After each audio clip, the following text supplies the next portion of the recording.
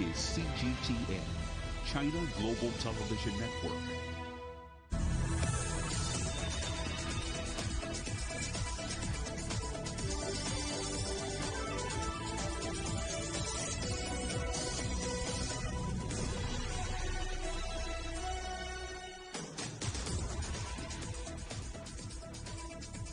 Hello and welcome to Global Business Europe, live from CGTN in London. I'm Jamie O. And I'm Robin Dwyer. Our top stories. China's recovery slows as power shortages take their toll on the world's second largest economy. The gas pipeline from Russia to Europe is ready for switch on, but will German regulators give Nord Stream the go-ahead? EU ministers consider sanctioning the Belarus state airline over allegations of luring migrants into Europe. The Olympic torch is lit in Greece ahead of its long journey to the Winter Games in Beijing. And Facebook plans to hire 10,000 staff in Europe to build the metaverse, the virtual reality version of the internet.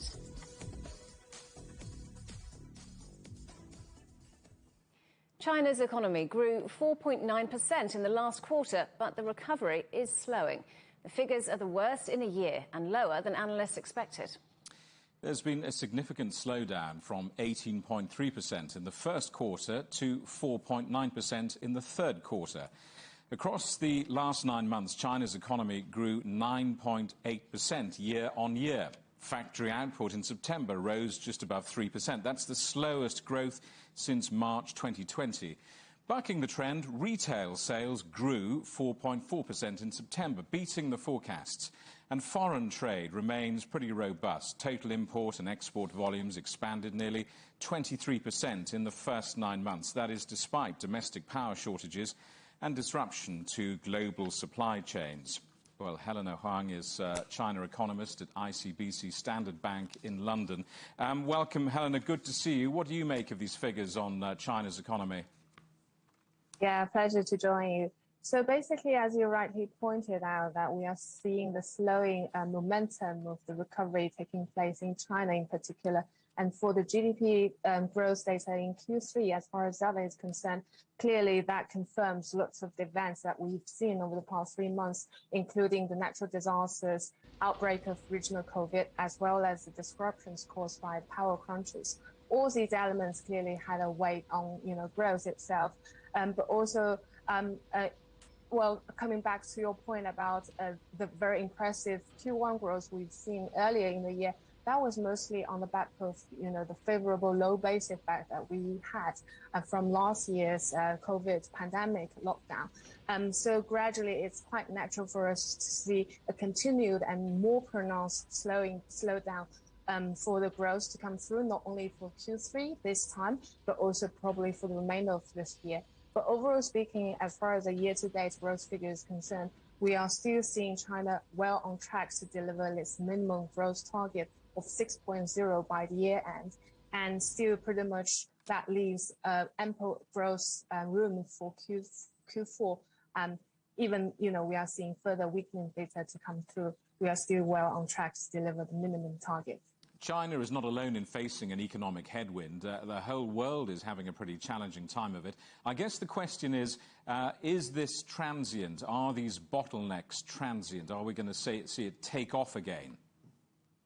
Yeah, I mean, this is a very tough question, to be honest, as many of the central bankers are also trying to figure out whether the inflation movement recently are they transitory or we are actually going to experience a slightly longer time of the high inflation period going forward. Also, all these disruptions caused by the supply side, including all these energy crises happening not only in China but also in Europe. There is still a question mark and a debate going on, questioning the nature of how long these sort of rising commodity prices, the disruptions on the supply side are going to last. But I think as far as China's domestic situation is concerned, the government has already taken lots of actions to try to mitigate the risks as well as the damages done on the back of the recent power crunches. So lots of actions, including increasing the imports of coal and natural gas from abroad and ramp up domestic production to ensure a smooth provision of electricity, heading into the winter season. These actions has already been swiftly made, so that will give some support to avoid further or greater damages caused by these unexpected disruptions on the supply side. How much of a looming shadow is China's Evergrande crisis? How much of a problem is that for the global economy? The People's Bank of China said just a couple of days ago that the risks from the property giant's troubles are controllable. Does that mean that China's central bank will ride to the rescue?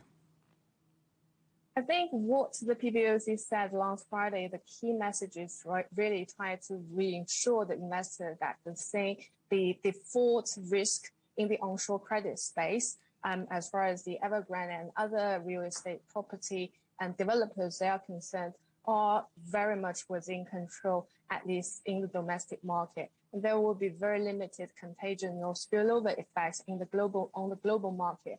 But having said that, I think it's crucial that the PBOC came out to make a very clear statement to reassure the market, provide or try to reinstall the confidence in the market so that we can break the vicious circle of this very pessimistic momentum building in the investors or the financial markets sectors. What's key is still, from the PBOC's point of view, to ensure the basic rights and the benefits and interests of the retail investors in the onshore market, as well as the homeowners, so that they can get the right benefits towards the end of all these events. But whether this is a cue from PBOC that it will step in to provide the last, rescue, I think it is still wait to be seen, because I think for Beijing, it has made a very strong commitment that the housings are for living, not for speculating. So this message hasn't changed at all. And all these highly leveraged companies, including many of the real estate developers, they will need to restructure or find a way to more sustainable way to go forward, so that they have a slightly more healthier balance sheet going forward. But as far as the liquidity is concerned, I think we've got enough, signals from the PBOC that they are very much well prepared for it, and the market should at least get some comfort from that statement. Helena, good to talk to you. Thanks very much for coming on the programme. Helena Huang from ICBC Standard Bank in London. Thank you. Thank you. Goldman Sachs has been given the green light to take full ownership of its securities joint venture in China. It will allow the investment bank to trade as Goldman Sachs in China and bring more staff, technology and money into its operations in the country. China has been easing restrictions on foreign firms in its finance industry. The chemicals giant INEOS has announced plans to invest $2.3 billion in factories to make so-called green hydrogen. Electrolysis plants will be built in Norway, Germany and Belgium over the next 10 years to convert water into hydrogen and oxygen. Most hydrogen is currently produced from natural gas or coal, but this leaves carbon dioxide as a byproduct. There's speculation an increase in UK interest rates could come as early as next month. That's after Governor Andrew Bailey warned that the Bank of England would have to curb inflation.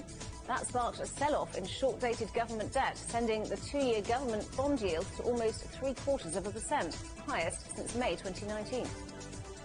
Shortages of gas and coal are helping drive up oil prices to the highest levels in years as the world rebounds from the pandemic. Analysts say the switch from gas to oil for power generation alone could boost demand by as much as 450,000 barrels a day in the fourth quarter. Cold temperatures in the northern hemisphere are also expected to further strain oil supplies. Now, it's arguably the world's most controversial gas pipeline, but Nord Stream 2 is now ready to pump Russian gas to Europe. Its operator says the first of the project's two pipelines has now been filled with so-called technical gas and is now awaiting clearance from Germany's energy regulator. Well, let's talk to our correspondent Stuart Smith, who is in Moscow. So, Stuart, how soon will we see the real gas flowing? Well, the energy regulator has until early January to make its draft recommendations, and then after that, the European Commission gets its chance to express an opinion 2 months later. So energy analysts thinking this is likely to take place, if it is approved, only as early as spring next year.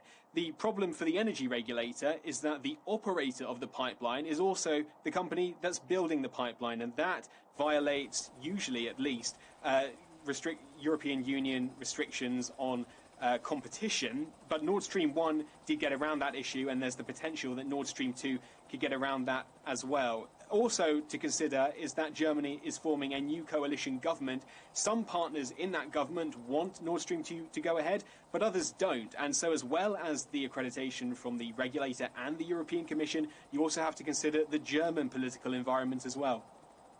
So, Stuart, it seems that not everybody is happy about this project then. That's right. Within Germany, not everyone's happy. Outside of Germany, the United States spent years trying to prevent this project from being completed, but came to a deal with Germany to allow it to go ahead by removing sanctions. Also, Ukraine is at the heart of this. Ukraine is very worried that if this pipeline is completed, Russia needs no excuse to put gas through Ukraine, and that makes Ukraine vulnerable to any so-called, in the words of Ukrainian politicians, Russian aggression. We saw that on Monday, a gas auction once again meant that Russia decided not to put any gas through Ukraine, and the Ukrainian gas giant Naftogaz has asked the European Commission whether it can make if it can be involved in the commissioning process, as it has huge fears about whether Russia really will fulfill its obligations to keep providing gas till 2022 through Ukraine. OK, Stuart Smith in Moscow, thank you very much. France's ambassador to Belarus has left the country after he was expelled by the government in Minsk. This comes as European Union foreign ministers continue to accuse Belarus of deliberately helping migrants cross into the EU. They're meeting in Luxembourg amid calls for economic sanctions to be increased. Our correspondent Giles Gibson is in Brussels for us. Giles, what's come out of today's meeting? Well, Josep Borrell, the EU's High Representative for Foreign Affairs, has just been holding a press briefing at the end of a very long meeting with these foreign ministers in Luxembourg on Belarus. He accused the country of funneling migrants to Minsk and then from there funneling them to the EU's borders with the country. He also talked about the weaponization of migrants as well. One proposal that's been on the table is to ban the leasing of planes to the national carrier, the national airline in Belarus, Belavia. And Borrell actually said that the EU is ready to implement sanctions against that airline. Of course, Ireland is a very big hub for this type of business, for leasing aircraft to different airlines around the world. This was the response of the Irish Foreign Minister Simon Coveney, being a little bit cautious about this proposal of an immediate ban on leasing planes to Belavia. How we actually increase the pressure through sanctions is something that Ireland is very much open to. But I think we would also make the distinction between sanctions that would involve no further or future aircraft leasing to Belavia in contrast to existing contracts that are in place.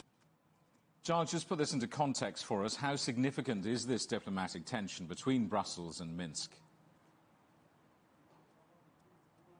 Well, we've really seen relations deteriorating since there were elections in Belarus back in August of 2020. The opposition has accused President Alexander Lukashenko of rigging that vote. That's something that he has always denied since those elections took place.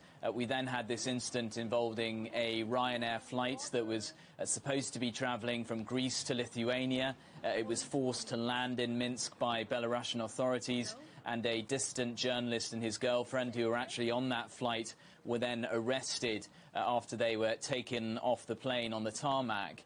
And in the wake of that, we saw the European Union introducing sanctions on the Belarusian economy. Of course, we have this EU summit, EU leaders summit coming up here in Brussels on Thursday and Friday. So, Jamie, we're going to be watching that very closely indeed to see if we get confirmation of a fresh round of sanctions on Belarus. Giles, thanks for that. Giles Gibson there for us in Brussels. You're watching CGTN. Still ahead, one of the world's big car company bosses on their direction of travel. Be courageous and don't look in your rearview mirror to predict the future. I'm Vincent Kirby. I'm the CEO of the Citroën brand. Are you watching CGTN?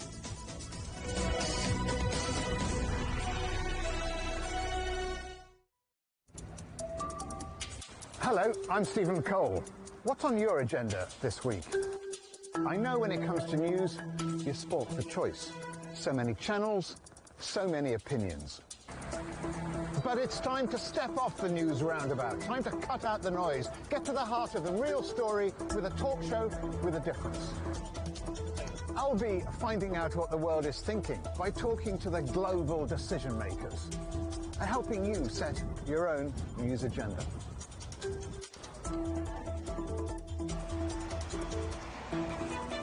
Remember, we don't just report the news, we set the agenda.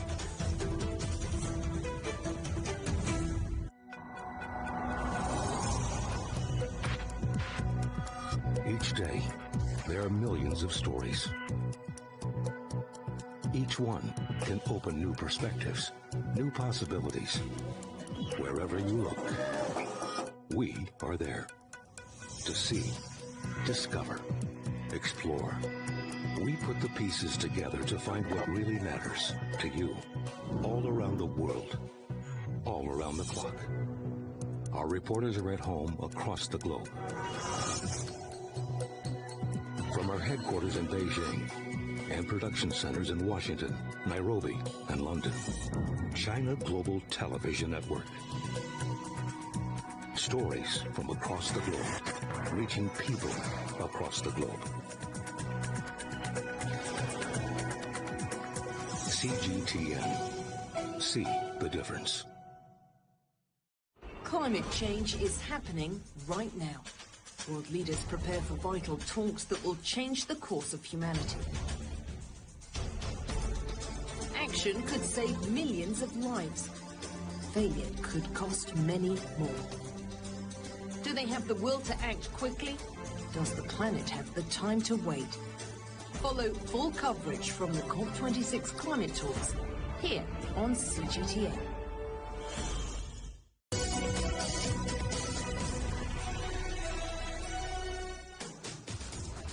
Hello, welcome back to Global Business Europe.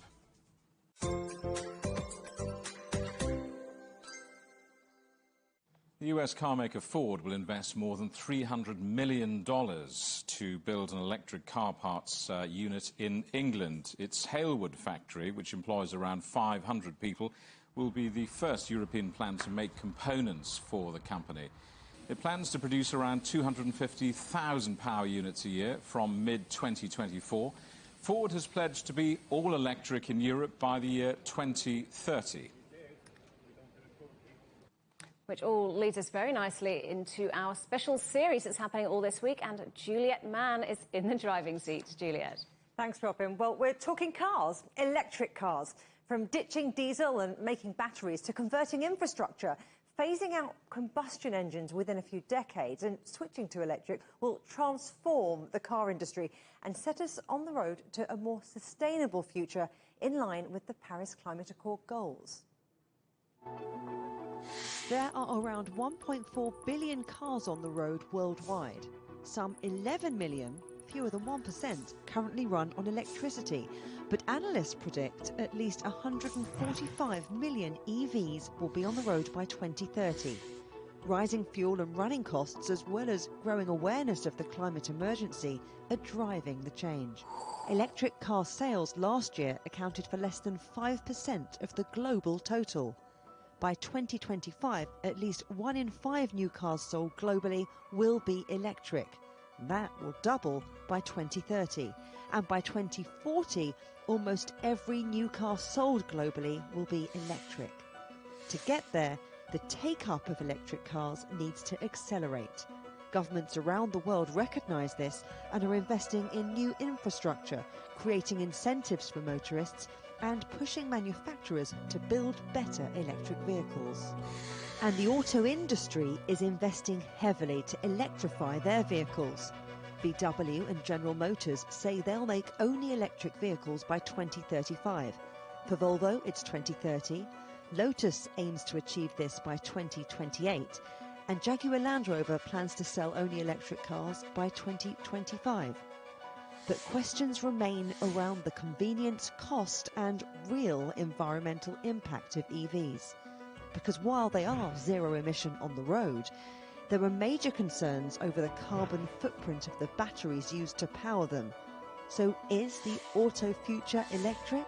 For car makers and drivers, it's a journey that's highly charged. And that's why all this week we'll plug in to the electric vehicle story.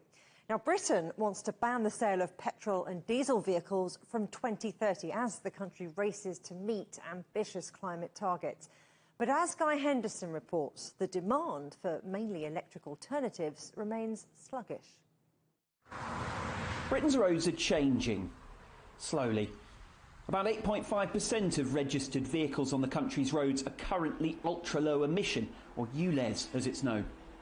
Going electric's the ultimate aim, but for most car owners, it's still not a clear-cut choice. Got a diesel that's not ULEZ, so we are looking into it now. Again, thinking about where we'd charge it, also moving out of London, so we might have more mileage to cover. Businessman Ollie Mason has switched, but then most of his journeys are local to London. You don't pay congestion zone, parking permit for me was free, and there's quite a lot of charging around, so it is quite good. The only downside that I've found is that some of the chargers don't work. Charging infrastructure still lacks, but it is growing. Oil company Shell recently announced it would install 50,000 charge points across the country. Government grants are on offer to consumers who buy their own. But for some, it's still the price tag of the cars themselves that's holding them back. But you haven't taken the plunge yet? Not yet. What's holding you back? Saving up a little bit more money. The capital extends its ULEZ-only vehicle zone later this month as a way to further encourage motorists to go green. Transport accounts for more than a quarter of the UK's emissions. It must bring that down to meet its climate obligations. As part of its plan to go carbon neutral by 2050, the UK is to ban the sale of new fossil fuel vehicles from 2030 onwards. As it gears up to host the delayed COP26 UN climate summit, though, critics wonder if that's a slogan that still lacks all the necessary substance. It's almost a year since ministers stripped a decade off the initial 2040 deadline, part of a multi-billion-dollar plan to spur on a green industrial revolution. Well, it is the UK that is leading the world in tackling, I think, one of the gravest problems that this planet faces. Automakers all over the world are rapidly rolling out more affordable electric vehicle ranges to overcome that cost barrier. Even beyond 2030, most cars on Britain's roads still won't be electric, though. They're going to ban the sale of new internal combustion engine cars. Fine. Let's get real. 0.01% of the vehicle fleet is EV. Is that going to change in that particular period of time? New cars will come in, but there's still going to be a legacy of internal combustion engine cars going forward.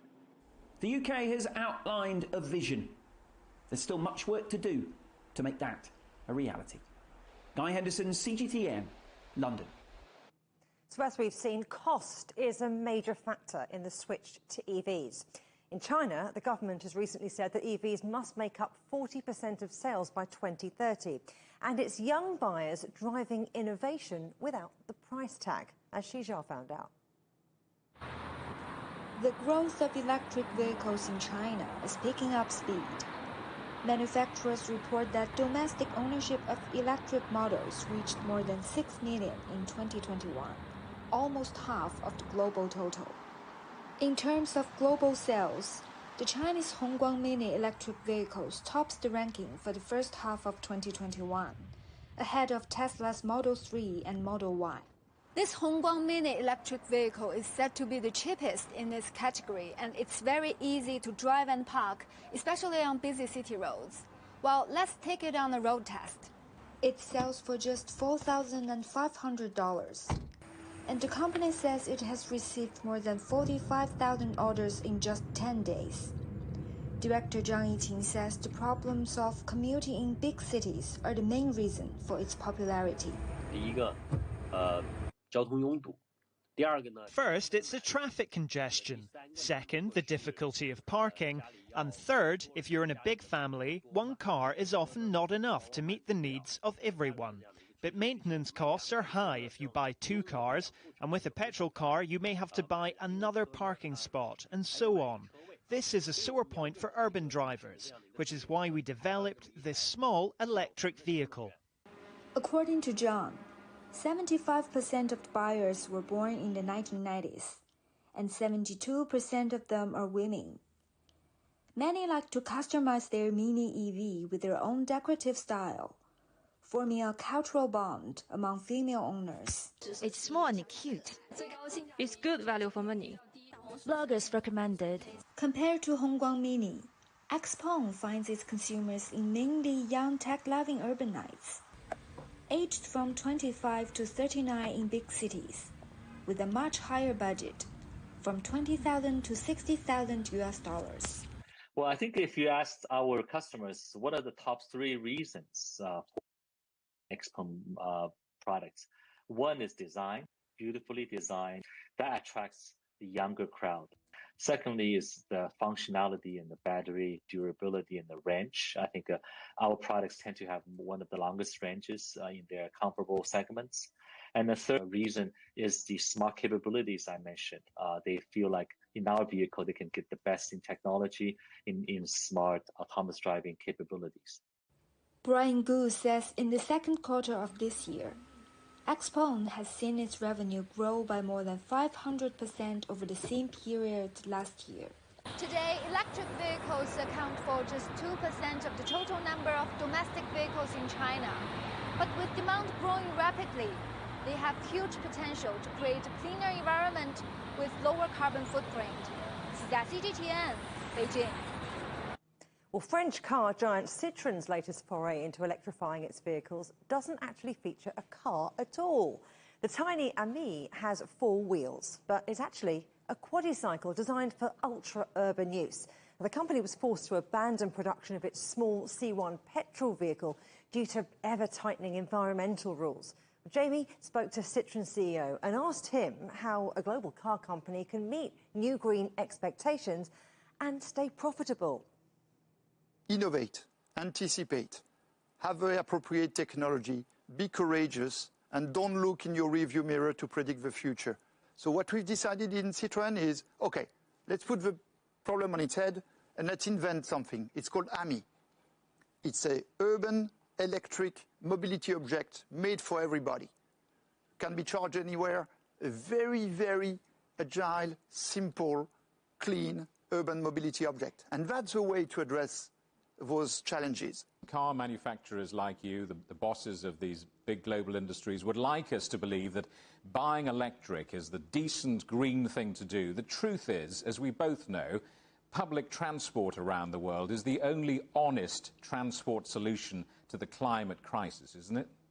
Individual transport probably contributes, if my data is correct, to 4 or 5% of global CO2 emission. 4 or 5%. It's not an excuse, but it's just putting things in perspective. Obviously, public transport has been historically a pretty good answer in terms of environmental efficiency for transport in the city. No discussion here.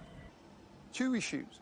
One, many of them, not all of them, but many of them are non-profitable. Second, as we all know, it doesn't bring you from where you are to where you want to be. As a car producer, what is it we're trying to do? We're trying to answer specific parts of this multimodal transport with a relevant solution. Long distance, we're probably going to move to a mix of electricity and something else, because range, at least for the next years, is going to be a challenge. When we talk about short distance, we developed AMI.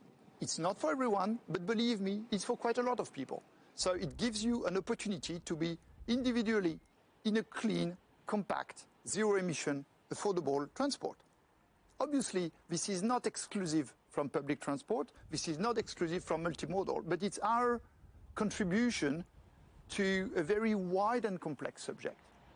The truth is, many people watching this in countries around the world will tell you quite simply the electric dream is just that, of politicians and brilliant engineers in companies like yours.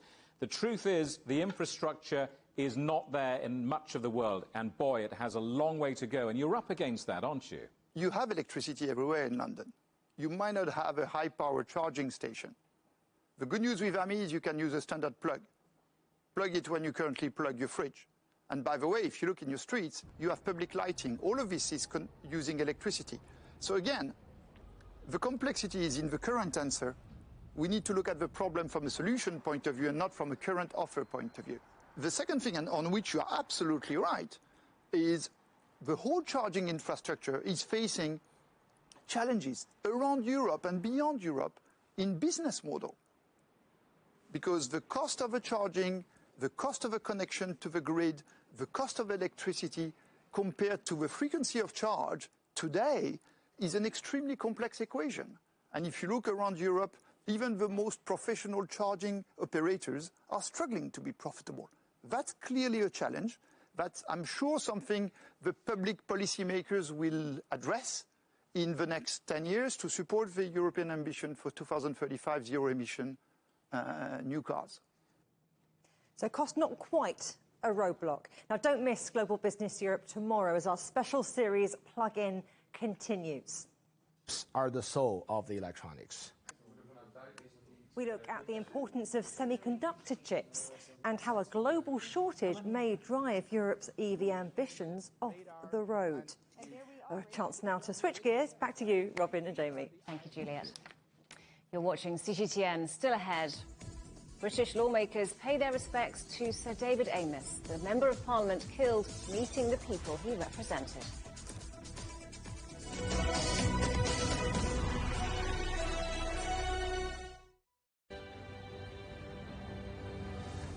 It's the first day in Germany that vaccination centers like this one are offering a third jab. There are fears there could be a fifth wave of COVID-19 cases. Market watchers have a keen eye on infection rates, Safety and efficacy of COVID-19 shots. France closed schools in the first lockdown in spring last year. France has been a leader in vaccinating youngsters.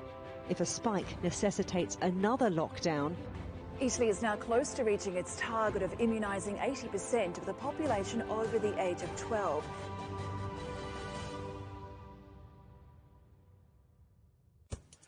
On the agenda with me, Stephen Cole, we look up into space. We look down into data. We look at debt. We look at politics. We look at opioids, climate change. We look at all the issues that really matter around the world. But you matter too. We want to tell the stories you want to see and hear about. Make it your agenda.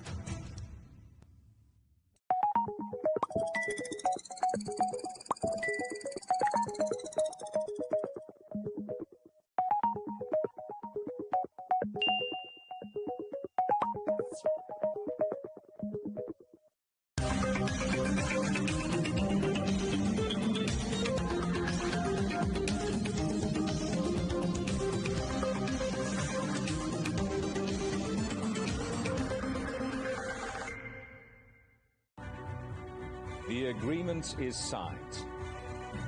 But what is the real deal now the UK has left the EU? For trade, for business, for the city, for ordinary people. Make sense of Brexit with CGTN.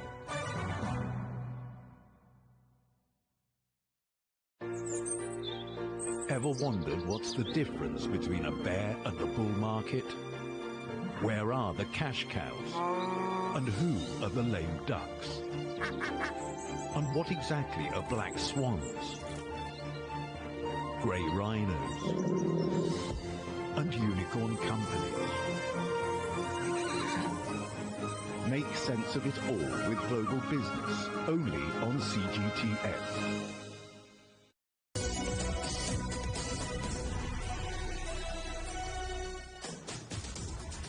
Hello, welcome back to Global Business Europe with Jamie Owen and Robin Dwyer. Our top stories. China's recovery slows as power shortages take their toll on the world's second largest economy. The gas pipeline from Russia to Europe is ready for switch on, but doubts remain over whether German regulators will give Nord Stream the go-ahead. And the EU's top diplomat says it's ready to adopt sanctions against Belarus national carrier Belavia for transporting illegal migrants.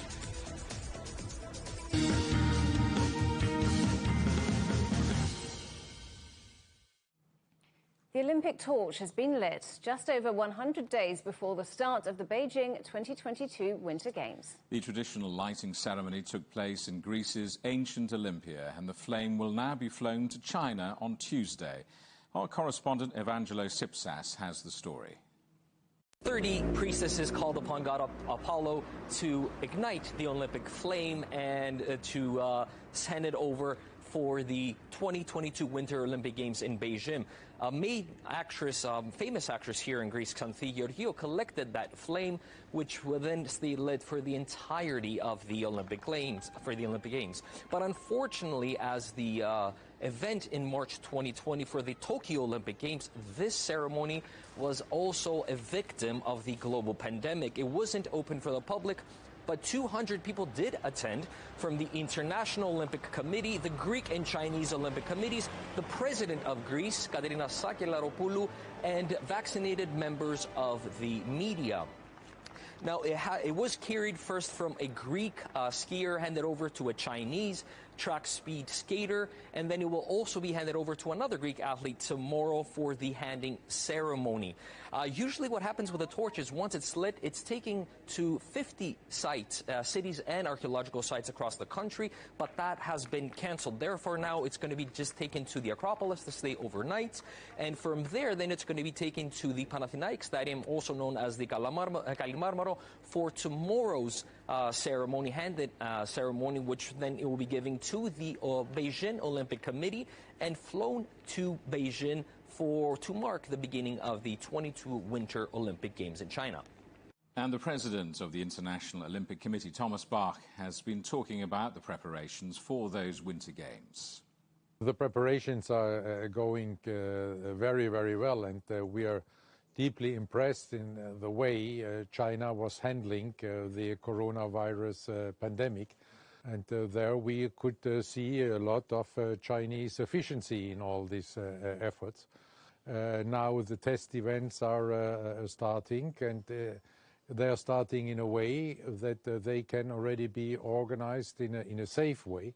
And therefore, we are even more confident in the success of these Olympic Winter Games.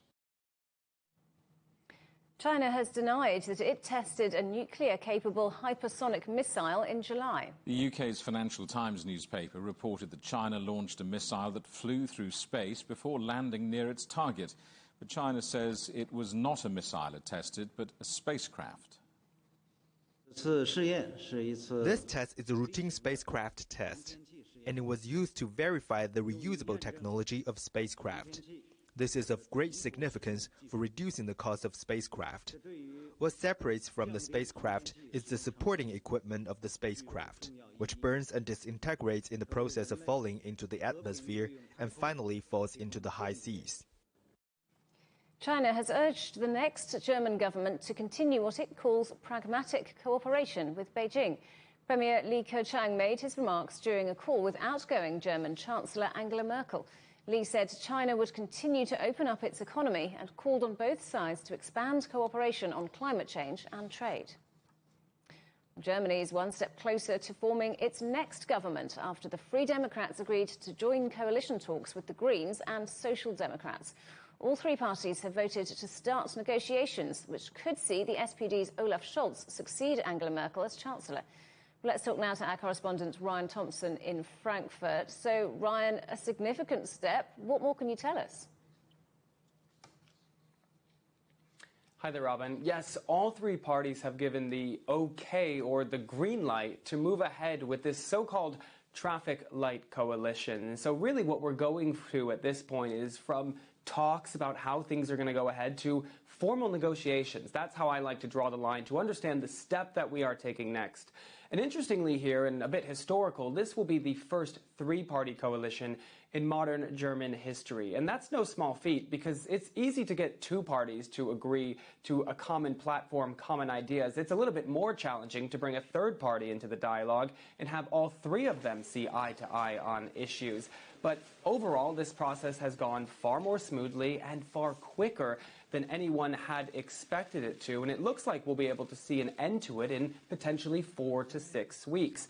The FDP was the final party to have to give the sign-off, and they did that earlier today. We heard from their party leader, Christian Lindner, speaking earlier about what this process has entailed. We see opportunities, but we also see challenges with the current political constellation. However, after intensive deliberations, we agreed unanimously in this very large circle to enter coalition talks with the SPD and the Greens. Germany needs a stable government. Germany can't be without a leader, and Germany needs an extensive modernisation of its society, its economy and its state. So, Ryan, these coalition talks have got the go-ahead then. What can we expect from them? So overall, Robin, these parties are aligned on the big issues. Overall, they all sit to the left, and this government will be more of a left-wing government than the previous government, which was the Social Democrats and the CDU. But the CDU were the heavyweights in the coalition, and so really it was much more of a centrist government. One of the big announcements that we heard earlier today was that they had come to a common agreement about $580 billion in infrastructure spending. That is no easy feat in Germany, because it will actually require them to go up against the debt rules that are in place in order to justify and be able to lay out the spending over the next decade. This $580 billion infrastructure project will largely go to public works and to improving public transportation. And overall, it's really aimed at modernize the country, but also allowing it to achieve carbon neutrality, and achieve that goal far earlier than they had expected. It really was a big push that the Greens had put on the table before they arrived at these negotiation talks to say, this is what we pushed for in our campaign platform, and if we're going to be part of the coalition government, we also want this to be part of the program. Obviously, the big hurdle here was getting through those debt break loopholes. Germany has a very strict debt to spending ratio, about 0.35% of the GDP, but overall they did agree that they would find a way around it. It signals to us, those watchers of these talks, that they are very much on the same page and that they probably won't have much of a hard time as they are in these negotiations to finding common political ideas. The estimate that we have from some of the party leaders at this point in terms of how long it's going to take until we see the end of this is between 4 and 6 weeks. So we expect over these next few weeks them to really iron out common policy, but also who will be the people in the next cabinet. Ryan, thank you very much. Ryan Thompson there in Frankfurt. British lawmakers are paying tribute right now to Sir David Amess, the Member of Parliament who was killed on Friday. He was stabbed while meeting his constituents. A 25-year-old man is being questioned under anti-terror laws. Our correspondent, Naweed Jabarkal, is in Westminster for us. Naweed, what's the mood at Westminster? Yeah, well, it has been pretty emotional for lawmakers here in the UK in recent days since that attack on Friday, which killed Mr. Amess, the 69-year-old father of 5, was attacked by a man arrested on terror charges since that day. MPs here paying tribute to a colleague for many, a friend to many as well, and it has, I must say, been a bit more light-hearted so far in the past couple of hours. Prime Minister Boris Johnson kicked off the tributes after a minute's silence was held. And really, he said that this was a man who touched all people in the House of Commons. He called him, quote, the nicest, kindest and gentlest of individuals to grace the benches. He did also say that the Queen has decided to grant Southend. That's an area on the outskirts of London in Essex where David Amess was a Member of Parliament for she's decided to grant it city status. Now, this was something that Mr. Amos, pushed for while he was in these chambers for almost 38 years, almost 40 years. He was a member of parliament. He jokingly at sometimes pushed for city status for the area he represented, and it seems in a fitting tribute that's now been awarded to Southend. Now, in terms of what happens after this, obviously key questions swirling around the safety of MPs.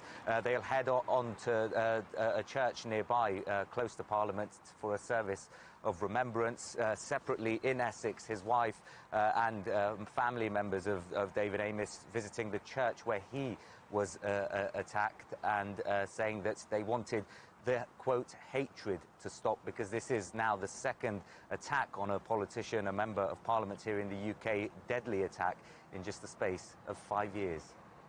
Naweed, this death, this tragedy, has triggered a wider debate, hasn't it, about the safety and accessibility of politicians in the UK? Yeah, it really has. It's not just an outpouring of grief that we've seen in recent days, but lots of Mr. Amos's colleagues saying that this is something that they've experienced themselves in terms of online hatred, in particular on social media platforms, but also just a lot of resentment, a lot of anger from parts of the population. Now, this is a country, partly because of issues like Brexit, that has been very politically divided in recent years. I mean, reporting from here time and again, I've seen it with my own eyes, how some members of Parliament have faced hostility, if you like, from members of the public who view them as part of the problem and view the establishment, the political establishment here, as part of the problem. In terms of what's happened with Mr. Amos's death, a suspect, the 25-year-old suspect, a British national, has been arrested. Police say they're holding him under the Terror Act, so they have until Friday to question him.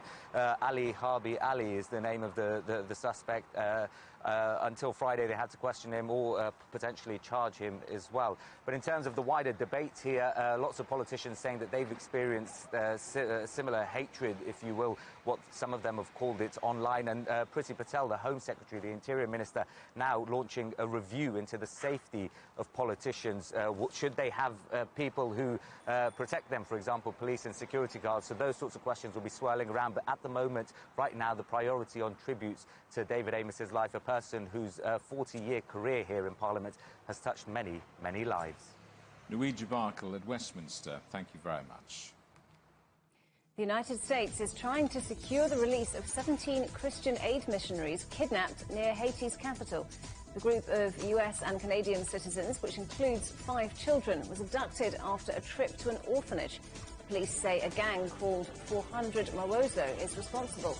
Haiti has one of the highest kidnapping rates in the world. More than 20 people have been killed in India after heavy rains triggered flash flooding and landslides. Many towns and villages in Kerala state have been cut off. There are fears that the death toll could rise further as large numbers of people are still missing. The former US Secretary of State, Colin Powell, has died at the age of 84. The first African-American to hold the position, he'd suffered complications due to coronavirus. Powell served in senior posts for 3 Republican presidents and was a key figure in the build-up to the 2003 US invasion of Iraq. Spain's Prime Minister Pedro Sanchez is promising to criminalise prostitution, saying it enslaves women. Prostitution in Spain has increased since it was decriminalised in 1995, with a survey finding that 1 in 3 Spanish men pay for sex. Facebook says it will create 10,000 jobs in the European Union over the next 5 years to develop what they're calling a metaverse. The concept is a 3D internet where people can use devices to game, work and move in a virtual environment. Well, let's talk now to Joseph Evans, head of tech at research firm Endus Analysis, who will hopefully unpick this for us. So, Joseph, we're saying this metaverse is a 3D internet, but what does that mean and how will it work? Well, it's a little difficult to kind of conceptualize because it doesn't exist. But the idea of the metaverse is that it's kind of like a collection of virtual spaces that you can access using your connected devices, particularly supporting things like virtual reality or augmented reality applications.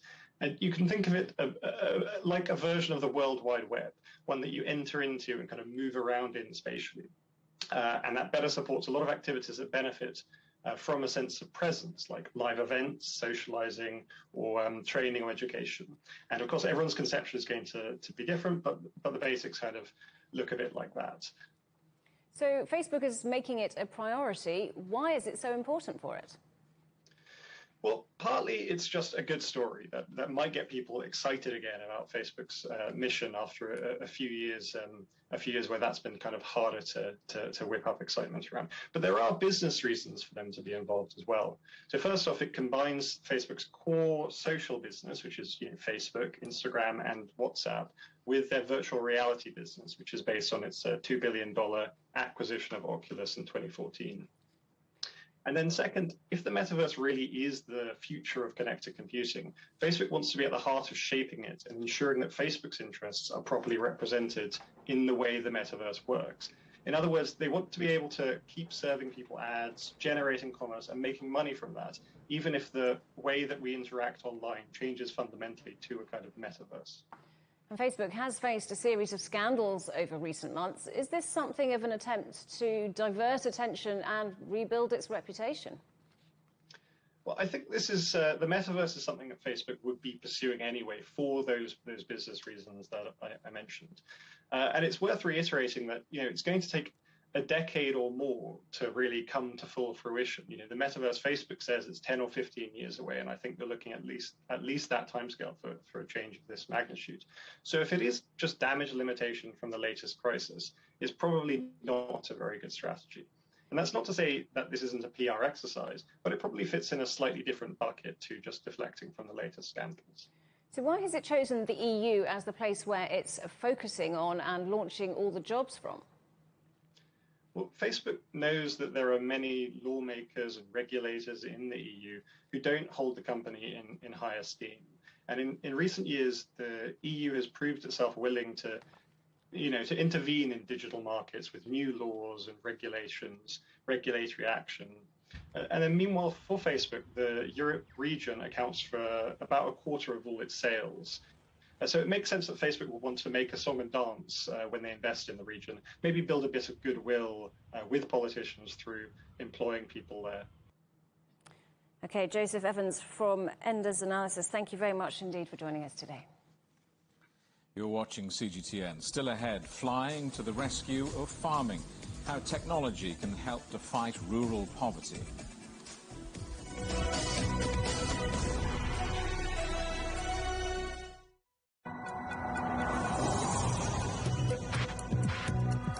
Each day, there are millions of stories. Each one can open new perspectives, new possibilities. Wherever you look, we are there to see, discover, explore. We put the pieces together to find what really matters to you, all around the world, all around the clock. Our reporters are at home across the globe. From our headquarters in Beijing and production centers in Washington, Nairobi, and London, China Global Television Network. Stories from across the globe, reaching people across the globe.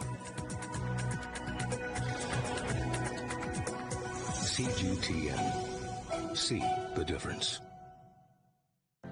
Mari, what would you say is a good question? Stephen, I'd say it's one where there's always more than one answer. The Answers Project is a new podcast series from CGTN Europe. With me, Stephen Cole. And me, Mari Beveridge. In each episode, we'll take a complex question. And with the help of some of the world's foremost experts, shine light on some of the answers. So join us for The Answers Project. Available wherever you get your podcasts.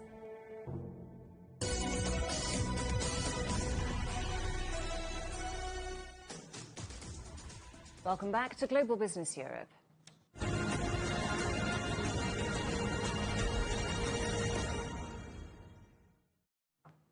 For the first time in 2 decades, extreme poverty is on the rise around the world. That was the message from the United Nations to mark the International Day for the Eradication of Poverty. One bright spot has been China, which has lifted millions of people out of poverty. As part of CGTN's special programme, Innovation, Action, Change, Stephen Cole spoke to Guy Ryder, the Director General of the International Labour Organization.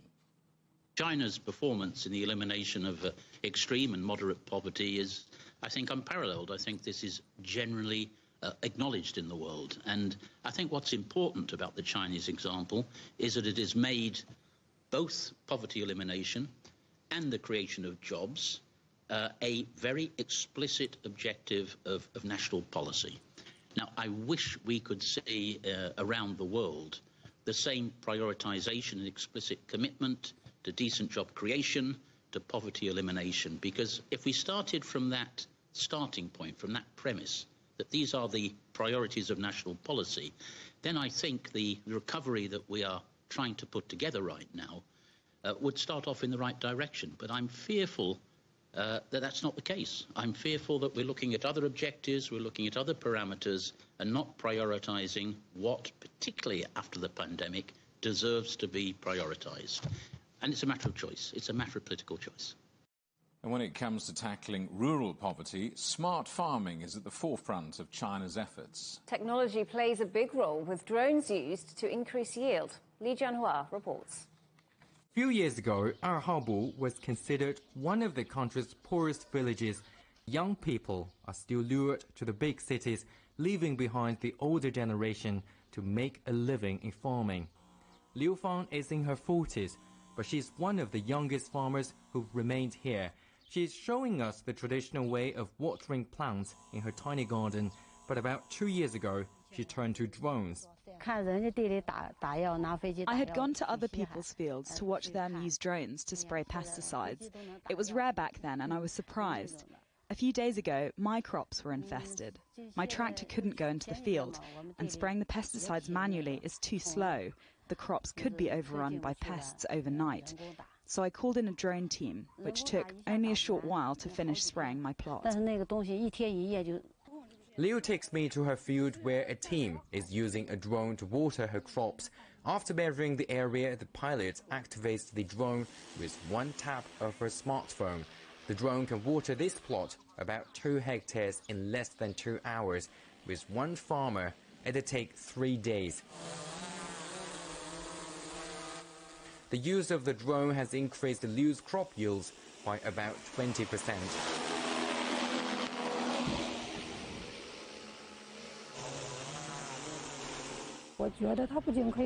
This not only promotes new farming technologies, but it accelerates rural modernization. Also, this makes the working environment for farmers much safer. They don't have to go into the fields with a water tank on their back. Once a farmer learns how to fly a drone, they may even get a job. I think this can boost jobs in the countryside and reduce poverty via technology. Agricultural drones were adopted in China about 10 years ago, and their popularity has grown since 2017. Drone manufacturers hope this technology will help create a new generation of farmers.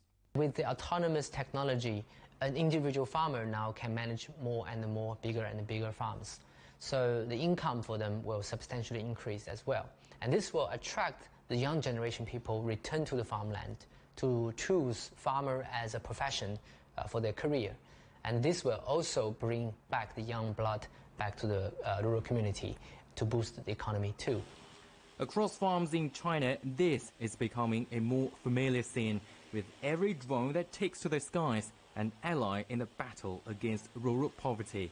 Li Jianhua, CGTN, Zhangjiakou. The headlines again. China's recovery slows as power shortages take their toll on the world's second largest economy. And the Olympic torch is lit in Greece ahead of its long journey to the Winter Games in Beijing. That's it for Global Business Europe. Thanks for watching. More on all of our stories at europe.cgtn.com, and do follow CGTN Europe on Twitter, Facebook and Instagram. We're on smart TV apps, Roku, Apple TV, Amazon Fire and Android TV, YouTube and Dailymotion, CGTN.com and the CGTN app, and in the UK on Freeview. Coming up next on CGTN, it's Africa Live. We'll see you again tomorrow, same time, same place. From all of the team in London, it's goodbye. Bye.